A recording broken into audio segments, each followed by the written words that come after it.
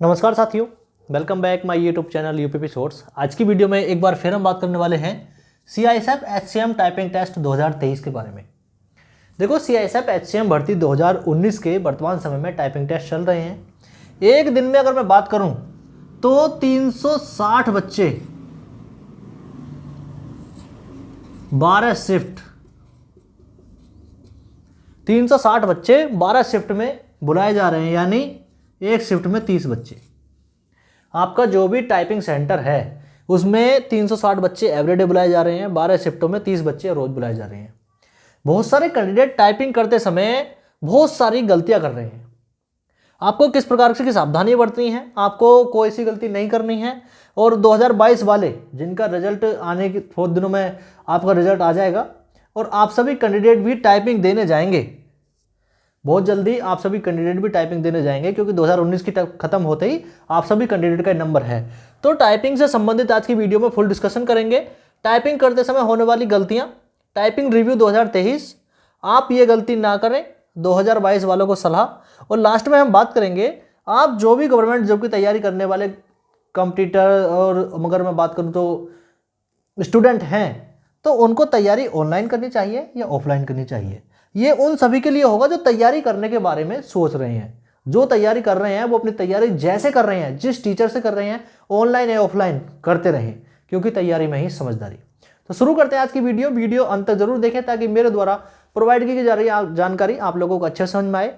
और आप सभी से एक और रिक्वेस्ट करूंगा, वीडियो अंत तक देखें, अपने दोस्तों में ज़्यादा से ज़्यादा शेयर करें और साथ में चैनल को सब्सक्राइब कर लें। शुरू करते हैं आज की video. CISF HCM typing test 2023, अगर मैं बात करूं 429 पदों के लिए आपके टाइपिंग टेस्ट जारी हैं। आप सभी कैंडिडेट शॉर्टलिस्ट हुए थे, आपने भर्ती के रिजल्ट का इंतजार किया, रिजल्ट तक 4 साल का। तो आप बहुत सौभाग्यशाली हैं कि आप टाइपिंग टेस्ट तक पहुंचे, ठीक है। और टाइपिंग में बहुत सारे कैंडिडेट गलतियां कर रहे हैं, और गलतियां वो कैंडिडेट ज़्यादा कर रहे हैं जिन कैंडिडेटों ने तैयारी नहीं की थी टाइपिंग की। पता क्या होता है, हम एग्जाम की तैयारी बहुत अच्छे से कर लेते हैं, 6 महीने साल भर तैयारी करते हैं, हमारा सिलेक्शन नहीं होता है तो हम फिर दोबारा तैयारी करते हैं। लेकिन टाइपिंग में बहुत सारे बच्चे ऐसा नहीं करते हैं। देखो, टाइपिंग भी उतना ही इंपॉर्टेंट हो जाता है जितना कि हमारा एग्जाम, ठीक है। तो टाइपिंग करते समय आपको से होने वाली जो गलतियां हैं वो आज की वीडियो में मैं बात करूं कि आपको किस प्रकार से गलतियां नहीं करनी है। तो सबसे पहले आप कभी भी आप रिजल्ट का इंतजार ना करें। आप किसी भी हेड कांस्टेबल मिनिस्टर भर्ती का एग्जाम देने जा रहे हैं तो आप एग्जाम की चिंता के साथ साथ अपने टाइपिंग की भी चिंता करें। उतनी ही चिंता करें जितनी आप एग्जाम की कर रहे हैं, ठीक है। तो सबसे पहले टाइपिंग की तैयारी बहुत अच्छे से करें। और आपको जो लगता है कि मुझसे कोई चीजें नहीं आ रही है, तो अपने टीचर से जो आपको टाइपिंग सिखाता है उससे कभी भी कोई भी चीज पूछने में कभी भी ना झिझकें, ठीक है। कोई चीजें लगता है कि आपको नहीं आ रही हैं तो आपको वो सीखनी चाहिए। अपना लैपटॉप घर आके तैयारी करनी चाहिए। और कभी कभी क्या होता है, किसी की उंगलियां एकदम से काम नहीं कर पाती हैं, तो उनको थोड़े थोड़े टाइम में बीच में गैप देते हुए अपनी टाइपिंग करनी है, ठीक है। और बात कर लेता हूं जो कैंडिडेट एग्जाम सेंटर पर पहुंचने के बाद में गलतियां करते हैं, ओवर कॉन्फिडेंस में मैक्सिमम कैंडिडेट गलतियां करते हैं।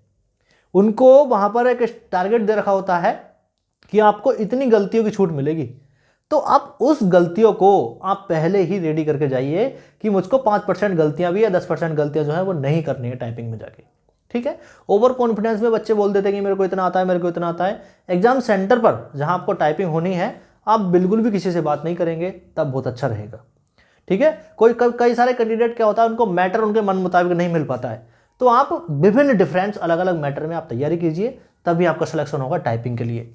अगर मैं बात कर लेता हूँ टाइपिंग रिव्यू की, तो एक दिन में 360 बच्चे टाइपिंग के लिए बुलाए जा रहे हैं 12 शिफ्टों में, यानी एक शिफ्ट में 30 बच्चे।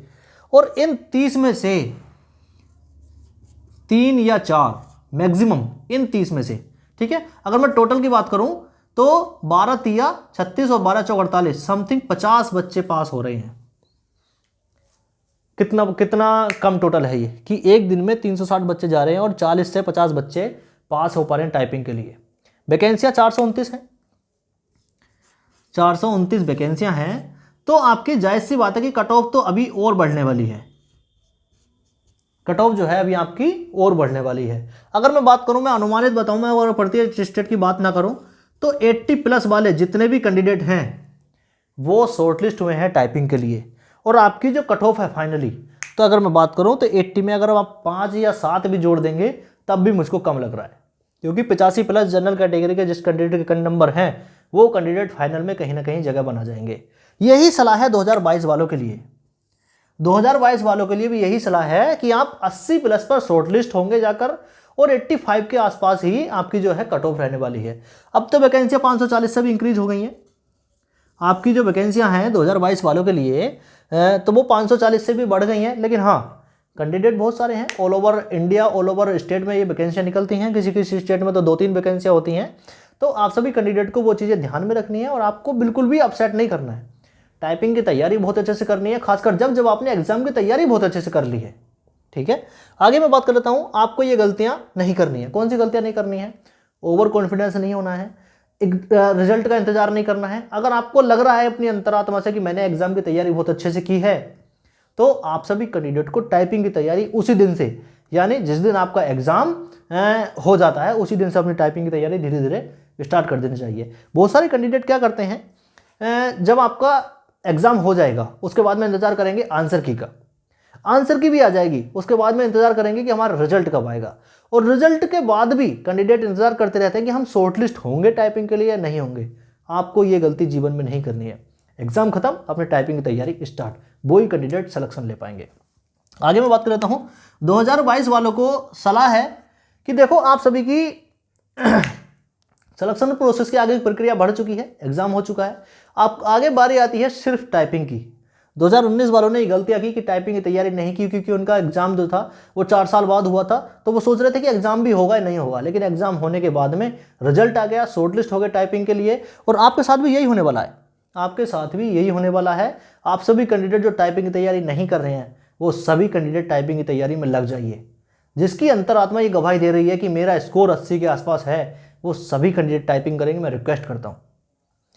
देखो, कई बार क्या होता है, बहुत सारी चीज़ें सिर्फ अपने फायदे के लिए लोग बाग करते हैं, कोई पैसे का उद्देश्य तो है नहीं। बाकी आप लोगों को मैं गाइडेंस के तौर पर मेरे शब्द आप लोगों को कानों में पढ़ें और आप थोड़ा बहुत स्टार्ट कर दें।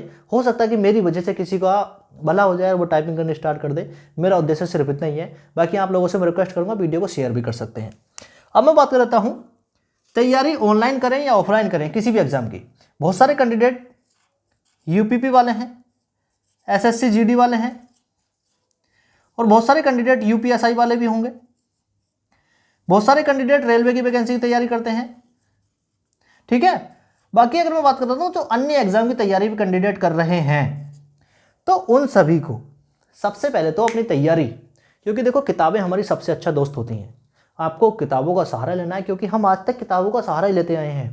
लेकिन हाँ, जब कोई चीज़ किताब में समझ में नहीं आ पाती है, किताब हमको नहीं समझा पाती है, हम डिफाइन नहीं कर पाते हैं, तो हमको ये ऑनलाइन किसी भी टीचर का जो यूट्यूब पे पढ़ा रहे हैं, या फिर आपके जो पर्सनली ऑफलाइन कोचिंग में पढ़ा रहे हैं, आप उनका सहारा भी ले सकते हैं।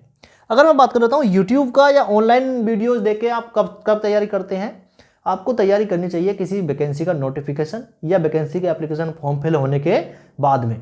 जैसे अभी तक यूपी पुलिस की वैकेंसी नहीं आई है, आने वाली है, तो उसका जैसे ही नोटिफिकेशन आ जाएगा तो आपको ऑनलाइन तैयारी शुरू कर देनी है किसी भी यूट्यूब चैनल के माध्यम से। बहुत अच्छे अच्छे टीचर यूट्यूब पर भी पढ़ा रहे हैं। ठीक है, बाकी ऑफलाइन कोचिंग करो, अभी अपनी किताबों का सहारा बनो।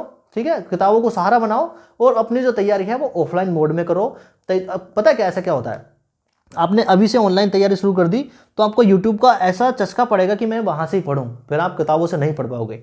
अगर आपने किताबों का सहारा लिया और किताबों में खंगोलना शुरू किया कि ये क्वेश्चन यहाँ था, इस क्वेश्चन का यहाँ होने का वजूद क्या है, ये क्वेश्चन प्रैक्टिस सेट में दे रखा है, ये प्रैक्टिस सेट में क्यों है, आप इतनी भी चीज़ें समझ गए ना, तो आपका जो लेवल है वो अन्य स्टूडेंट से अप होगा और आपको जो सिलेक्शन है वैकेंसी में वो 100% चांस रहेंगे कि आपका जो सिलेक्शन है वो उन कैंडिडेट से पहले होगा जो तैयारी नहीं कर रहे हैं या जो फ़ोन में रील स्क्रॉल कर रहे हैं ना, उनका सिलेक्शन तो होने वाला नहीं है।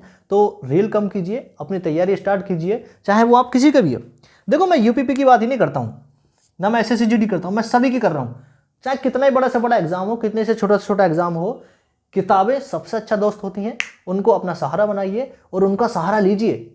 हमें किताबें वो सब देती हैं जो बाकी लोग नहीं देते हैं।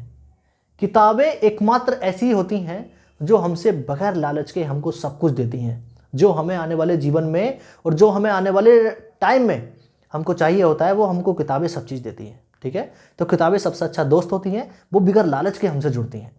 वीडियो कैसी लगी? आज की वीडियो में बस इतना ही। बाकी CISF से संबंधित आपको कोई भी जानकारी या कोई भी टॉपिक जानना चाहते हो या कोई सवाल आप पूछना चाहते हो, कमेंट के माध्यम से पूछ सकते हो। मैं आप सभी कैंडिडेट की कमेंट खुद से रीड करता हूं और कोशिश करता हूं आप सभी कैंडिडेट के कमेंट पढ़ने के बाद में सारे सवालों का जवाब दूं। Thanks for watching. जय हिंद, जय भारत, नमस्कार।